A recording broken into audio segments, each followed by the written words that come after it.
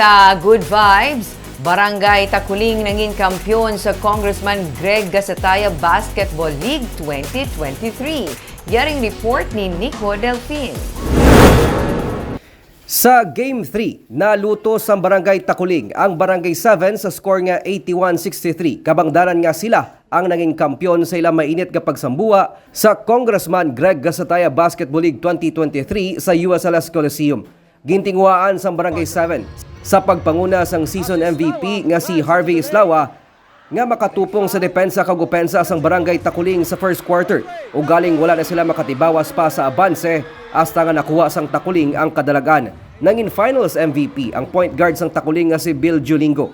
Ginkalipay kagin pasalamatan naman ni Congressman Greg Gasataya ang suporta sa mga kabarangayan, ilabi na sang 59 sa 61 ka mga barangay nga nagpasakop sa liga. Ang 59 ka barangay nga nagpasakop ang mga kapitan, ang SK Kagawad, Barangay Kagawad, kag ang aton mga players nga nagsakripisyo, nagimo sa tatanan.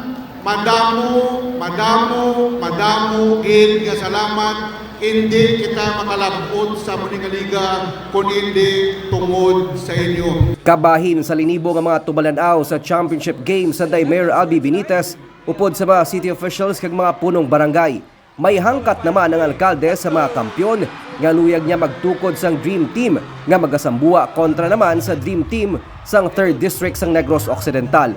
I'll discuss this with 3rd District, the congressman sa 3rd District, so yan naman kung ano ang mechanics so that we can make an exciting game. 1 million pesos ang ginatanyag nga premyo sa alkalde sa mangin manlalalagon sa mga basketball competition nga italana sa Disyembre. Nico Delfin para sa DJcast Negros.